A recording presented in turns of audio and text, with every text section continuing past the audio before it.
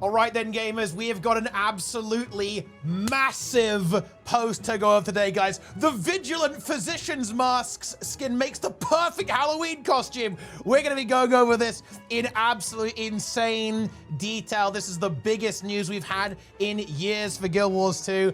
Yeah, obviously we're memeing the press embargo for the preview on Visions of Eternity has officially lifted. And we've got a really interesting post to actually read here, written by none other, by the way, than friend of the stream, of course, well-known Guild Wars 2 enjoyer and video editor, content creator for Skill Up, Bloom. This is written by Bloom.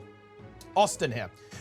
So obviously he has been very well known for, in my opinion, having really good takes on MMOs in general. Did a great review of World of Warcraft actually, and also of Guild Wars 2 particularly. Like, I think he was very noted for his review quality when it comes to Janthea Wilds. So let's delve in and see what he thought about it. Of course, you know, it's a week before the expansion at this point, but we weirdly haven't actually got that much information on what's happening on launch, right? And we're gonna get a little bit of information about that here as well. And just for reference, and I will actually link a bunch of press releases in the description of this video, including this one. This one is on thisweekinvideogames.com. You're saying outlet there, but there's actually a whole bunch of them that's gone out from all of the usual suspects, so I'd highly recommend reading those. I'm particularly interested in this though, because obviously Bloom is a friend of mine, and he is someone who, in my opinion, is an excellent games journalist actually, so that opinion to me carries a lot of weight, right? Definitely the most weighty opinion, for me personally at least, when it comes to judging what's going on in this press preview. So the title is already, I mean, bear in mind, guys, he loved Janthea Wilds. So this title's a bit spooky for me. Guild Wars 2 Visions of Eternity isn't making a huge splash, but that might be okay. So we're already a bit lukewarm, to be honest. But let's get into it. Okay, our in-house Guild Wars 2 fanatic Bloom is chomping at the bit to preview the latest expansion for the long-running MMO, though first impressions didn't exactly make huge waves. Okay, so let's get into it. It's no secret that I'm a big fan of Guild Wars 2, so naturally I've been eating up every breadcrumb of its upcoming expansion, Visions of Eternity. Trailers, blog posts, live streams, you name it. When I was invited to get some hands-on time with it, I was more than happy to oblige, even if it meant waking up at 2 a.m. on a Monday morning. We love to see that. The preview began with Guild Wars 2's narrative lead, Indigo, setting the scene. The story here, we've noticed the Inquest, a shady faction of the Azura, the game's highly intelligent diminutive race, appear to be highly active off the shores of the main continent.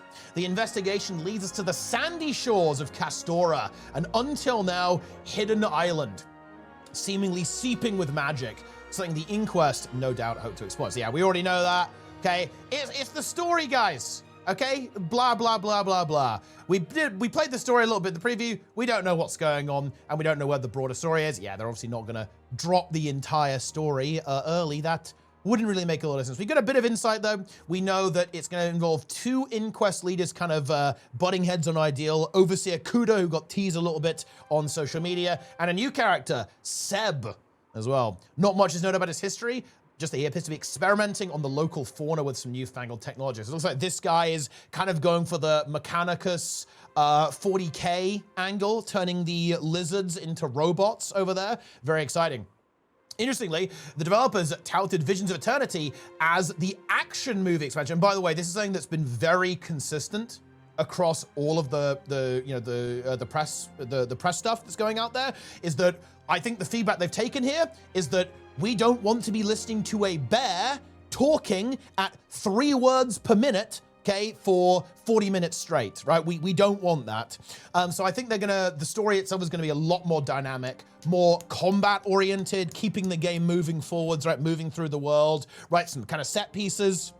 It's kind of what Bloom is kind of suggesting here as well. And yeah, no, that to me is a big step in the right direction, because I'm not gonna lie, guys, like, Janthea Wilds, I mean, goodness me, like the first hour and a half of it is just like you're listening to bears, you know, just, well, talk like bears, I guess. So that is a welcome change, in my opinion. Like Castora itself, though, the broader narrative remains shrouded in mystery. I didn't find most of us captivated by what I saw compared to the prior two expansions, which introduced entirely new races and a clear direction for what the story was headed from the jump. And an interesting thing here, actually, is that another thing that's been brought up is that this story is going to be a bit more isolated. So in other words, it's going to be a bit more standalone than the previous two. So it's going to be on its own, and it's telling a story that exists within its own context. And that kind of makes sense. It's literally on an island. You know, like, Bloom isn't feeling it, to be honest, but I'll tell you what, this is where I actually do kind of feel the opposite. You know, a little bit here. I'm surprised about this. I understand that I think Soto had a really good setup with like the demon stuff. Janthe was less so. Like Greer was cool, some of the Titan stuff was pretty cool, but I guess maybe I'm kind of viewing this through the lens of how the narrative actually went. I think Janthe was really fizzled, and so did Soto, to be honest.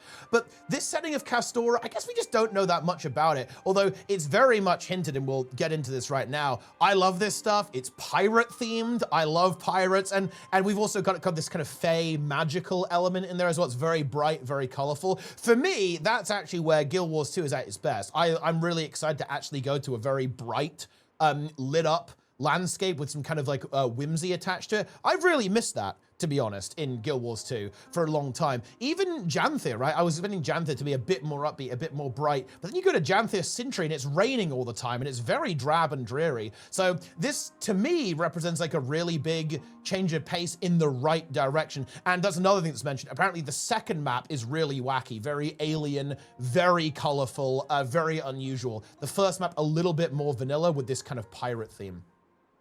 But yeah, again, Bloom not super into this. I was simply lukewarm about Castora as the expansion's new location. We were only able to explore the first map, so not the second map again, which is apparently a bit more out there. Shipwreck Strand, which harbored tropical beaches and various castaway settlements constructed from the remains of shipwrecks, living up to the map's namesake. It certainly feels a bit too familiar, and yeah, we see there's some imagery here. They're really leaning into old Lion's Arch. It's like very, very old Lion's Archy, right? We can maybe get a couple of other images up here as well. There's some kind of pirate-like settlements made out of ships, kind of very similar to what you see here. We've got these shipwrecks. To me, I think this looks really cool. I do like this stuff, but I guess, yeah, maybe Bloom is kind of looking for something a little bit wackier, a little bit more out there, I suppose. And yeah, here, this comment here. There's every chance this familiarity is intended to juxtapose the second map available at launch, which is where senior game designer Nick Hernandez hinted at on multiple occasions as being wildly more complex and alien. So yeah, this first one is going to be kind of Blood Tide Coast, Lion's Arch, right, that kind of thing, pirate themed. I'm a fan of that. I think it's going to be fun. It's going to be wacky, right? It's going to be goofy. So let's see how that one is going to turn out. Where I did find novelty in this location was the abundance of waterways, likely intended to promote use of this expansion's newly revamped mount. Whereas the previous expansion, Janthe Wilds, took the Warclaw, this time we're doing the Skimmer. This is another like very key takeaway, by the way, guys. There was a question that was asked to the developers, is there gonna be underwater combat? And the answer to that is no, not more than usual, essentially, but there's a lot of underwater exploration. And I tell you what, that actually is cool. That really evokes memories of, for example, there's a couple of underwater kind of mini dungeons and jumping puzzles in the core game, in maps like Straits of Devastation, for example. And that's actually really exciting, right? And there's a couple of vistas and points of interest that you have to kind of go through caverns and navigate to get to certain locations. And bear in mind, we're gonna have hero points because we've got elite specs as well. So I actually find that really exciting because three-dimensional exploration is cool, but also, you know what's fun? It allows them to do exploration challenges that don't get ruined by the sky scale. Think how clever that is. Because normally exploration in modern Guild Wars 2 is actually a kind of mediocre because you can just go, oh, I'm gonna fly there, right? Oh, I can just climb, right? So the level design in a way just disintegrates, right? But because of how powerful, how mobile you are. But underwater, that doesn't exist. You're actually gonna have to try to navigate around, find the hidden passageway under the tunnel, a bit like Tangled Depths, right? Where they have that waterway where you have to find the way and get to all these different locations. That actually sounds really exciting. I'm really looking forward to that, to be honest, with that exploration. It's good to have that actually confirmed and leaning into the usage of that skimmer, which of course has that underwater capacity as well as the ability to go over land. That's going to be fun. I hope they do races, by the way, with that. I hope there's like underwater races and they really lean into that like they did with the Warclaw in Janthir Wilds. And we see that replicated here in Visions of Eternity.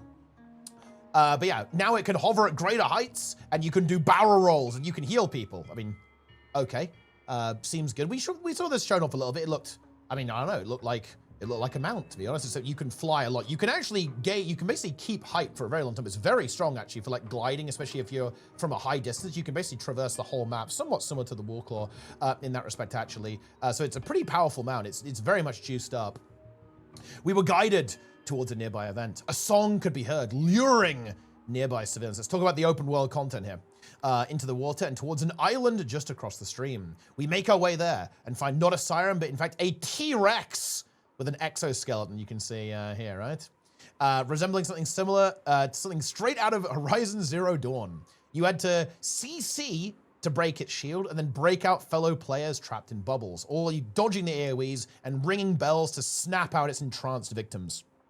An enjoyable encounter, given the number of plates to spin, though the boss's lack of movement did make it feel less dynamic. Yeah, this is a trend that we've seen a lot with modern Guild Wars 2 encounter design. It does appear that for whatever reason, the engine does not like it when the boss moves.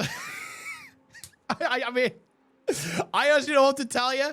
I do think it is a weakness. It is a problem. I don't know why that's the case. If it's like a bug thing, if they don't have like the resources to do the QA, to have bosses that move. But bosses moving, guys, it is just not on the menu anymore, man. I don't know what to tell you. Like it's very strange. But yeah, that's a bit unfortunate. To be fair, this is not, as you can see, you can see what's going on. You can see the meta event is the Hammer Heart Rumble that we'll get to next. But this is just a group event, right? So this is just like one of the many event chains that will, of course, just be out there on the map. But yeah, that's, you know, it's kind of cool. It's get a little flavor of that. You can see this Giga T-Rex being in play. Bit of conduit here as well, yeah. And you can see the action key, I guess, is how you break people out of being entranced by the raptor. And then we have the conduit abilities. Very exciting. That will, of course, be in the game as well, the updated version. So that's pretty cool. But yeah, less dynamic than Guild Wars 2's best encounters. And well, let's go to the world boss. And this is where I do get to sweat a little bit. So an encounter I was a little more disappointed by was the map's world boss. So again, we've got a world boss on the first map. There's a meta event, by the way, on the second map that hasn't been played yet. So that's exciting. That's important to draw that distinction. This is a world boss. So it's just, you know, the boss just spawns a bit like the Titans on, you know, in Janthir Sintry. But the second map is confirmed to have a full-blown meta event. So there's a lot riding on that, in my opinion. This involved two pirate bosses sharing a single health bar, and players were marked by magnetic polarities to denote which boss they could deal damage to. So if you're given a plus, you attack the boss with the plus symbol. I'm unsure how I feel about the streamlining of mechanics here. Traditionally, mechanics like these will be solved by the players, dividing the group into teams to tackle separate bosses, having to coordinate burning down separate boss health pools simultaneously. With those things instead dictated by the mechanics, the social and strategic elements that make many of these marquee encounters so engaging was seemingly missing here. Nice typo, buddy. Okay, seemingly missing here. Yeah, like this is a little bit, well, the next statement is here where I get very scared here. Hernandez implied that this streamlining was to bring the difficulty closer in line with core game world bosses. And that is a little disappointing for me to read. Because obviously, you know, to be clear, let me be clear with what I'm looking for.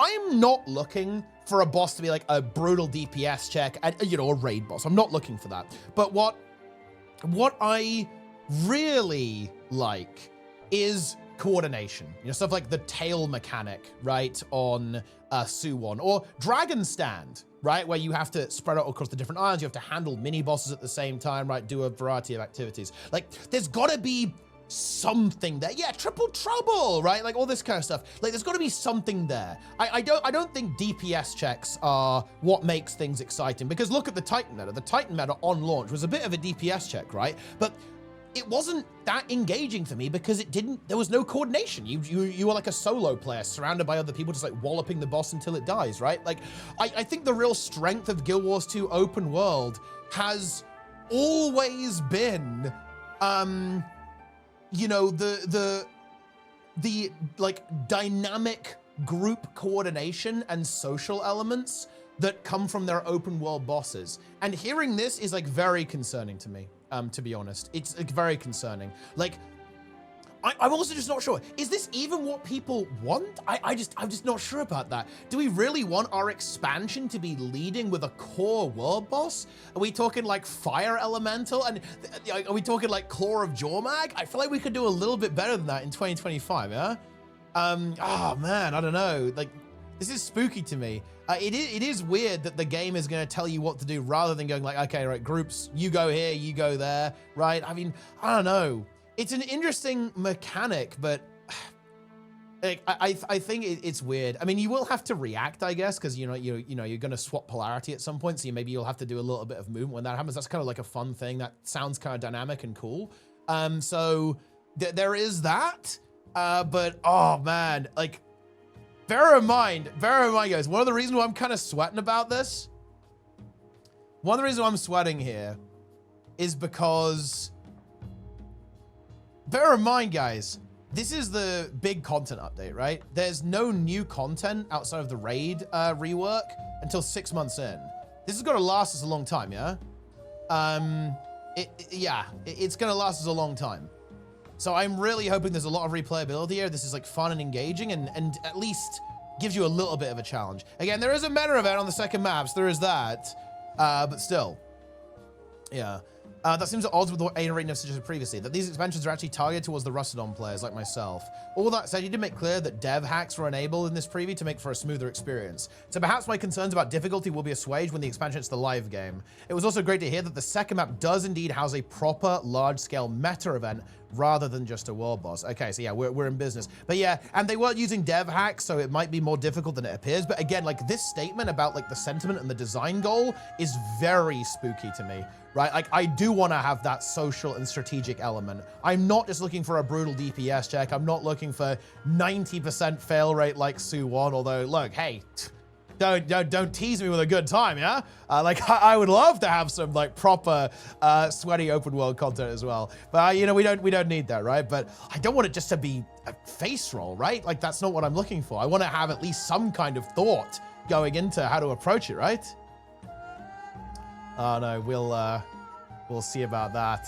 That's for sure. Another cool thing is the legendary stuff, right? While many of the new armor and weapons shown weren't doing much for me, yeah, they have showed some of these skins off. They look pretty mid, if I'm gonna be honest. A standout reward coming with this expansion is the game's first legendary Aqua Breather, which makes players sprout fins all over. You can see it here, right? I actually think this is really cool. This looks really good. You sprout fins all over when submerged underwater. And you also get a helmet skin too. And these fish, by the way, this is also part of the legendary. So the fish swimming around you are the legendary effect, and you sprout fins as well. Really cool effect. Looks great, actually. So I'm definitely gonna be picking that up there as well. So that's coming on launch, by the way. So that's very fun. And also, this is another clever thing, and they might do this by the weapons, by the way. This is interesting. A helmet skin. So the Aqua Breather is a helmet skin as well that you can use. So you can have this legendary on land, but you don't have the fins. Unlucky. I feel like they should give you the fins. Maybe they'd look really stupid, I don't know.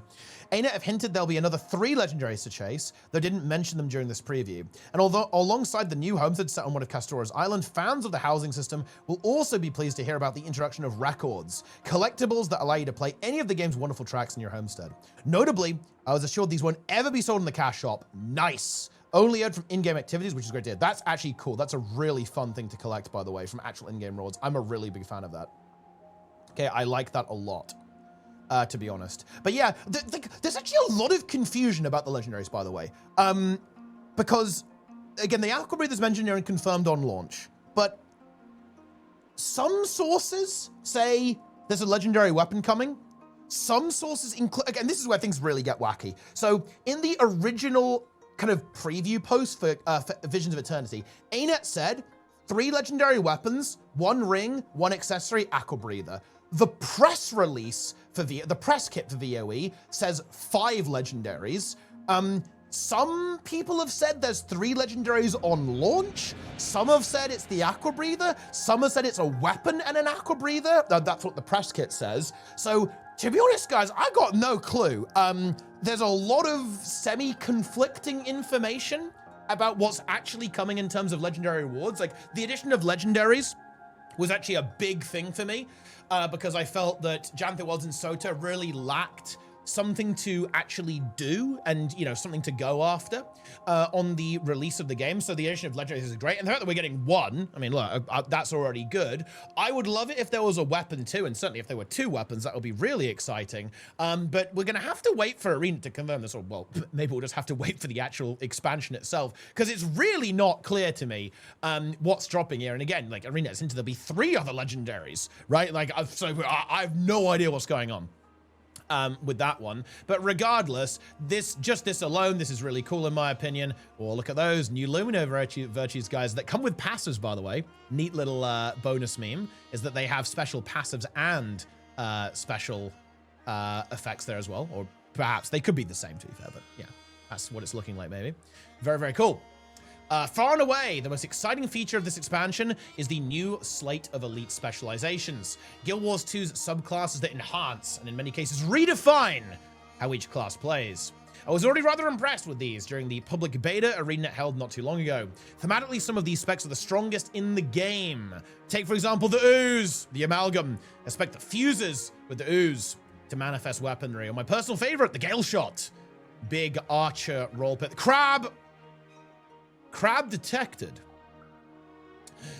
New to me in this preview were all the changes made in response to that beta feedback, who CMC walked us through. With the specializations I listed, didn't receive any changes, yeah, because they're already pretty damn good. A surprising standout, here's a bit of copium, guys. Those are placeholder records of virtues. Oh, really? I never would have guessed that. I've never played a Guild Wars 2 beta before. All right, back to the video. During the beta, this is my least favorite of the bunch. This class revolved around channeling legends. It was very lame, to be honest. From the game's history to gain access to abilities, and the conduit didn't add too much. It was all passive, and it was lame. However, now we've got a bunch of extra things. That extra button offered more flavorful interactions. Shiro Legend fires out jade knives. Centaur Legend makes all of your abilities empowered. So while you're channeling that cosmic wisdom, all of your heal abilities, your Centaur abilities, they're all getting the bonus effect, right? Like that you get when you know, the first skill you use basically is empowered, right? But now you're getting that for the entire duration of cosmic wisdom. Very cool. And there'll be similarly impactful abilities, of course, for all of the other legends too, which is fun. So let's see, we've got an extra button here. Let's see what it does. While channeling the new Raza legend, for instance, I could slam down a high damage scythe every 10 seconds. So you're going to be pressing your special kind of unchain, unleash potential very frequently. I like this a lot. This actually does sound very positive, by the way. Even through sleepy eyes and unfamiliar keybinds, these changes made the conduit a blast to play, to the point where it's gone from the bottom of my most hyped for list to somewhere near the top. Wow. Similarly, I can attest the changes made to the other specs have addressed many of the criticisms from the beta, as outlined in ArenaNet's recent blog post. Listen, I can't wait to see. I mean, look, the antiquary, look, it won't have changed enough. Let me put it like that. And they've made it more RNG, by the way. They juiced up the RNG factor on the artifacts like to 11. It's unbelievably funny. It's going to be very interesting to see the feedback threads about that one. That's true. But yeah, really good to see. And this is very much like a confirmation of what I was very much hoping for and kind of got out of reading the feedback posts, right? And the beta changes posts that ArenaNet have made in a number of different places. Looks like they've really put a lot of work into that. And I have to say, this does sound really positive, actually. Short cooldown ability that allows you to like charge up your affinity and unleash it. Much more high impact usage of that cosmic wisdom effect there. And probably a bunch of tweaks to the traits and skills as well. Sounds very, very positive. And again, bear in mind, Conduit is the one that needs one of the ones that needed the most work, but I imagine they have put in like a similar amount of work to other specs to make sure they're up to snuff there as well. So this is like a really positive thing to read, actually.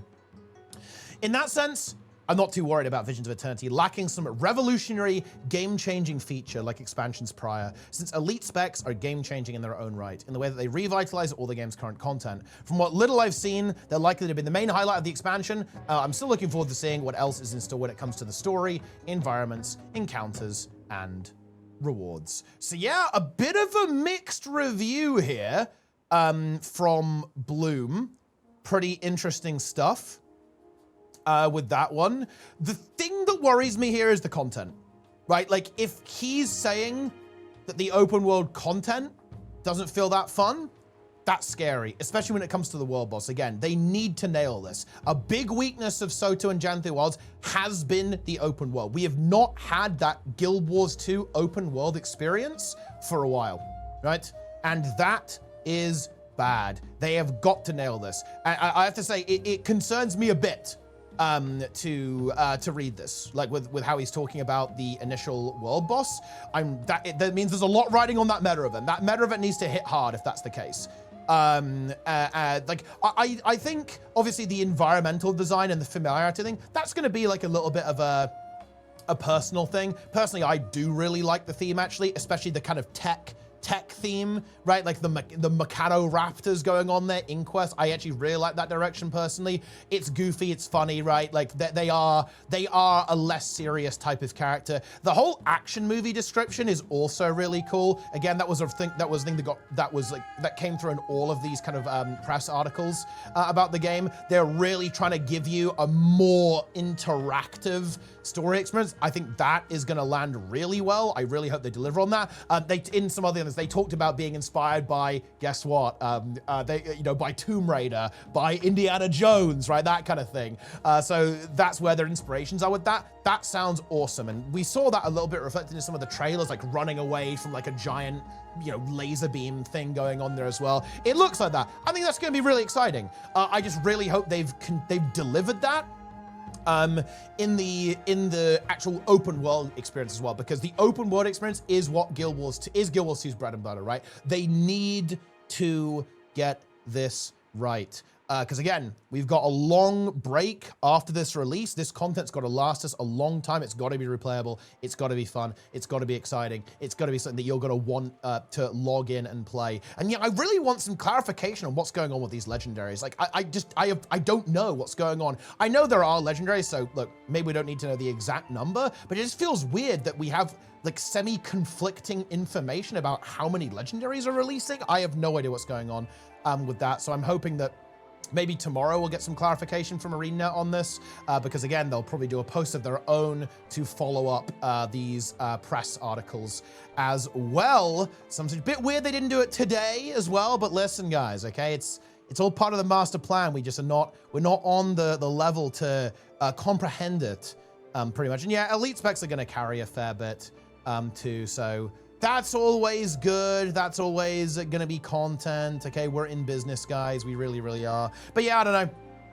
It's an interesting meme, interesting article to read. Little bit sweaty. And again, like the thing that really concerns me is this idea of like making the game like on par with the core world. I could actually understand that a little bit with Janthe and Soto because you don't have elite specs.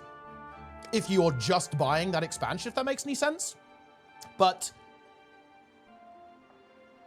on the other hand, these elite specs are going to be insanely broken. So do we need to make it like the core worlds, right? Do we need that, right? Like, maybe we could do an HOT. How about that, yeah? Maybe we could do an End of Dragons or something like that. I don't know. It's weird. I am really curious to see what more news we're going to get. And of course, when ArenaNet do their own post, hopefully with a roadmap. We haven't got a roadmap yet, guys. Where's our roadmap? I feel like they always post it early. Now it doesn't exist. Oh, no, look. I'm getting spun around here a little bit by all of the chaos that's going on in the kind of the pre-release period here. For Visions of Eternity. Guys, breaking news. Another article has activated. And this time we actually have a view of the world map of Visions of Eternity. And we have like a bit of a comparison here. Like that shaman crunched the numbers on how big the maps are relative to the area of Castora on the world map. So we can have a little comparison here. So quite interestingly enough, it looks like the new maps are actually on the larger side And hopefully, obviously, a lot going on there. You know, size is not everything, as they say. But it is good to know we've got some good playable area. As you can see here, I'd reckon that we've got a pretty comparable map size to Jantheus Sintry on that second one. And kind of similar as on the first map there too. You can see it would kind of extend out here a little bit there as well. So this is a pretty juicy map, I would say, overall. So that's good. We got a lot of playable content, hopefully a lot of collections, a lot of secrets, hopefully some jumping puzzles, yeah? Attached to all of that stuff there as well. So yeah, a little bit of breaking news, guys. Breaking news! But yeah, I guess that's all I've got, at least for now, guys. Hope you guys enjoyed my little take. Here we are, Frugal Fighter, getting ready for the expansion, guys. Oh boy, if you like some Zero to Hero content, get ready for it. We're gonna Zero to Hero the entire expansion. Oh yeah, with that one. But for now, we are resolute, standing on the rock, grinding some mastery XP so I can not be a disgusting non-max mastery pleb. But anyway, more on that later on the YouTube channel. Subscribe for that, guys. Yeah, let me know what you think of this article. Of course, it's going to be linked down below. I'm going to link a bunch of press articles so you can read them. Well, I would definitely check them out. And honestly, be on the lookout for anything that Bloom does over on the Skill Up channel and, of course, his own personal channel as well. I would highly recommend his content if you're looking for some, like, very solid games journalism. Which is, you know, hard to come by, is it not, guys? Yeah? These days. But anyway, let me know what you think, guys. Leave your comments, okay, down below. Interpret this article. Let's get the conversation going. Join my Discord as well and chat there. Okay, we're going to talk about stuff. We're going to get in the mix. We're doing Zero to Hero. We're doing content. Okay, let me know if you're more or less likely to buy the game using my referral link after watching this video and reading the article. I don't know, look, you know, it's expansion's coming soon, guys. You know, it's time. You got to make a decision. Are you going to swipe or not? But yeah, anyway, that's going to do it for now, guys. Thanks for watching. Hope you enjoyed. Interesting times ahead of us, I think, for Guild Wars 2. Leave your comments, like, comment, subscribe. Blah, blah, blah, blah, blah. Links in the description. Refer link in the description. That's all I've got. I'll see you next time, guys. Take it easy. Thanks for watching. I'll see you next time.